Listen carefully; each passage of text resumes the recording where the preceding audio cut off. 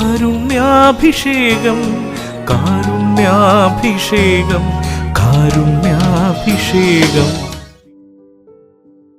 ഈശോയിൽ പ്രിയമുള്ളവരെ, നമ്മൾ ലോത്തിൻ്റെ ജീവിതത്തെ ഒന്ന് പഠിക്കാൻ പരിശ്രമിക്കുകയായിരുന്നു ഈ ദിവസങ്ങളിൽ. അപ്പോൾ നമ്മൾ കണ്ടത് ലൗകികമായ കാഴ്ചപ്പാടാണ് ലോത്തിനുണ്ടായത്. ദൈവം വിളിച്ച അബ്രാഹത്തിന് ദൈവത്തിൻ്റെ വെളിപാടുള്ളത് കൊണ്ടും ദൈവസ്പർശനമുള്ളത് കൊണ്ടും തൻ്റെ സഹോദരൻ്റെ മകനോട് ഇഷ്ടമുള്ളത് എടുത്തോളാൻ പറഞ്ഞപ്പോൾ അവനത് തിരഞ്ഞെടുക്കുകയും ചെയ്തു. സമ്പൽ സമൃദ്ധിയുള്ള സ്ഥലം. ഇനി എന്ത് ചെയ്യുന്നു ലോത്ത്? അടുത്തത് ലോത്ത് യാത്ര തിരിക്കുകയാണ്. അവൻ ഇവിടുന്ന് വിട്ടുപോവുകയാണ്. അതായത് ബന്ധങ്ങളിൽ നിന്ന് അകന്നു പോവുകയാണ്, യാത്ര തിരിക്കുന്നു.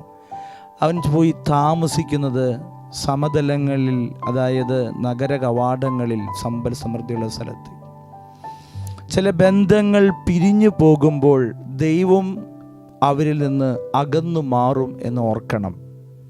പ്രിയമുള്ളവരെ, ചില യാത്രകൾ നമ്മൾ മനസ്സിലാക്കുന്നുണ്ട്. അബ്രാഹാം ദൈവം വിളിച്ചപ്പോൾ ഒരു യാത്ര പുറപ്പെട്ടു.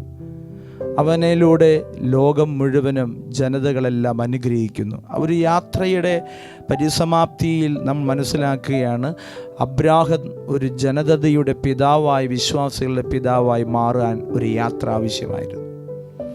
അടുത്തത് ഇസഹാക്ക് ഒരു യാത്രയിൽ പങ്കാളിയാകുന്നുണ്ട്.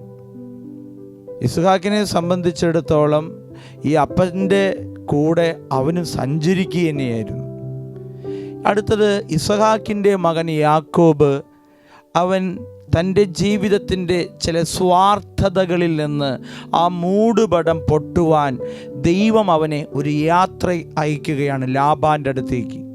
പിന്നെ തിരിച്ചു വരുന്നത് ഒരു മാനസാന്തരത്തിൻ്റെ ഫലം പുറപ്പെടുവിക്കുന്ന സഹോദരനോട് നിലം പറ്റി വണങ്ങി ചോദിച്ചുകൊണ്ട് അങ്ങനെ വളർന്നു വരുന്ന ഒരു വലിയ മനുഷ്യനായിട്ട് മാറുകയാണ് യാക്കോബ്. അപ്പോൾ യാക്കോബിൻ്റെ ഒരു യാത്ര അനുഗ്രഹത്തിലേക്ക് പോവുകയാണ്. പിന്നെ നമ്മൾ യാത്രയെ വീണ്ടും കാണുന്നത് മോശയാണ്. മോശ ഭയന്ന് പേടിച്ച് അവൻ ഓടിപ്പോയി. 40 വർഷം അവൻ യാത്ര ചെയ്ത് മണലാരണ്യത്തിൽ നിന്ന് തിരിച്ചു വരുന്നൊരു പ്രവാചകനായിട്ടാണ്, ഒരു നേതാവായിട്ടാണ്. ഇനിയും യാത്രകൾ അങ്ങനെയുണ്ട് പ്രിയമുള്ളവരെ. ഈശോ ഒരു യാത്ര ചെയ്തിട്ടുണ്ട്. 40 ദിനരാത്രങ്ങൾ മണലാരണ്യത്തിൽ അവൻ യാത്ര ചെയ്തു. അവൻ അവിടെ താമസിച്ചു, അവൻ അവിടെ ഉപവസിച്ചു, പ്രാർത്ഥിച്ചു, ആത്മാവിൻ്റെ ശക്തിയോടെ തിരിച്ചു വരികയാണ്. അതുകൊണ്ട് നമ്മുടെ യാത്രകൾ ആത്മാവിൻ്റെ ശക്തിയാൽ തിരിച്ചു വരുവാനുള്ള യാത്രകളാണ്. ഒരിക്കലും ഒരു കുട്ടി എന്നോട് പറഞ്ഞു, ഈ വീട്ടിൽ നിന്ന് എങ്ങനെയെങ്കിലും ഒന്ന് രക്ഷപ്പെട്ടാൽ മതി അച്ഛവോ, അതുകൊണ്ട് ഞാൻ കണ്ടുവച്ചിട്ടുണ്ട് യൂറോപ്പിലേക്ക് പോകാൻ. യൂറോപ്പിലേക്ക് പോകുന്നവർ പഠിച്ച് അഭിഷേകത്തോടെ, അനുഗ്രഹത്തോടെ, കൃപയോടെ തിരിച്ചു വരുവാനായിട്ട് പോകുന്ന പോക്കാണോ? അതോ വീട്ടിൽ നിന്നും എങ്ങനെയെങ്കിലും ഒന്ന് രക്ഷപ്പെട്ടാൽ മതി, ശ്വാസം മുട്ടി നിൽക്കുന്ന അവസ്ഥയിൽ നിന്ന് പുറത്തേക്ക് കടക്കാനുള്ള യാത്രയാണോ? അതിനുവേണ്ടി കളമൊരുക്കുന്ന മാതാപിതാക്കളെ, അതിനുവേണ്ടി വീടും എല്ലാം പണയം വയ്ക്കുന്ന മാതാപിതാക്കളെ, നിങ്ങളുടെ മക്കളുടെ യാത്രയ്ക്ക് വേണ്ടി നിങ്ങൾ ഒരുക്കുമ്പോൾ ആ യാത്രയ്ക്ക് വേണ്ട ഭക്ഷണം നിങ്ങളുണ്ടായിരിക്കണം. മനോഹരമായിട്ട് നമ്മൾ യേശയ്യാ പ്രവാചകന്റെ പുസ്തകത്തിൽ വായിക്കുന്നുണ്ട്, യാത്ര ദുഷ്കരമാണ്, അതുകൊണ്ട് നീ അപ്പം കരുതി വയ്ക്കുക. യാത്ര ദുഷ്കരമാണ്. ചുടുകല്ലിൽ ചുട്ടെടുത്ത ആ ഗോതമ്പപ്പം അവന് കൊടുത്തിട്ട് പറയാണ് യാത്ര ദുഷ്കരമാണ്.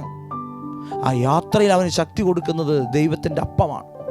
മക്കളെ, നമ്മൾ യാത്ര തിരിക്കുമ്പോൾ, നമ്മൾ യാത്രയ്ക്ക് പോകുമ്പോൾ, നമ്മൾ ജോലിക്കായാലും പഠനത്തിനായാലും എവിടേക്ക് പോകുമ്പോഴും ബന്ധങ്ങളിൽ നിന്ന് വിട്ടുമാറരുത്. ഒന്ന് ദൈവമായുള്ള ബന്ധം, പിതാവുമായുള്ള ബന്ധം, അമ്മയുമായുള്ള ബന്ധം, ജീവിത പങ്കാളിയുമായുള്ള ബന്ധം, മക്കളുമായുള്ള ബന്ധം, ആത്യന്തികമായി സഭയുമായുള്ള ബന്ധം, കൂദാശകളുമായുള്ള ബന്ധം. ഇവിടെ ലോത്ത് യാത്ര തിരിച്ചു.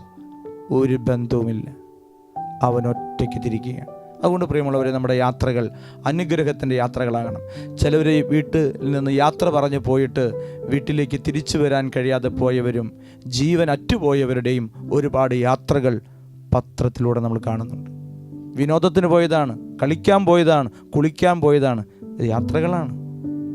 അനുഗ്രഹത്തിൻ്റെ യാത്രകളായി മാറട്ടെ എല്ലാ യാത്രകളും. കർത്താവായ ഈശോയെ, ഞങ്ങളുടെ വീടുകളിൽ നിന്നും ഒരുപാട് യാത്രയ്ക്കായി പോകുന്നവരാണ്. ജോലിക്ക് പോകുന്നവർ, ഉല്ലാസത്തിന് പോകുന്നവർ, പഠിക്കാൻ പോകുന്നവർ, അങ്ങനെ ഒരുപാട് യാത്രകൾ പോകുന്നവരാണ്. ദൈവമേ, അനുഗ്രഹത്തിൻ്റെ യാത്രകളായി മാറട്ടെ. പിരിയുന്ന ബന്ധങ്ങൾ ആകാതിരിക്കട്ടെ. പിരിയുന്ന ബന്ധങ്ങൾ എല്ലാം മാറി അവിടെ കർത്താവെ ദൈവമായുള്ള ഒരു ബന്ധത്തിൻ്റെ ഒരു യാത്രയായി മാറട്ടെ. മാതാപിതാക്കളും കുടുംബമായുള്ള ബന്ധത്തിൻ്റെ യാത്രയാകട്ടെ എന്ന് പ്രാർത്ഥിക്കുന്നു. നമുക്ക് ഈശോയുടെ ആശീർവാദത്തിനായിട്ട് ഒരുങ്ങാം.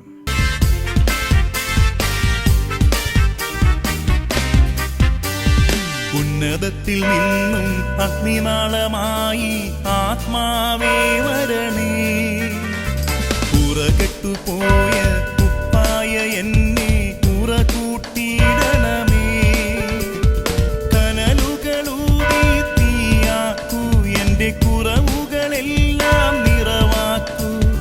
കനലുകളൂതി തീയാക്കൂ, എൻ്റെ കാരുണ്യത്തിന് എന്നേരവും ആരാധനയും സ്തുതിയും പുകഴ്ചയുണ്ടായിരിക്കട്ടെ. പരിശുദ്ധ പരമദിവ്യ കാരുണ്യത്തിന് എന്നേരവും ആരാധനയും സ്തുതിയും പുകഴ്ചയുണ്ടായിരിക്കട്ടെ.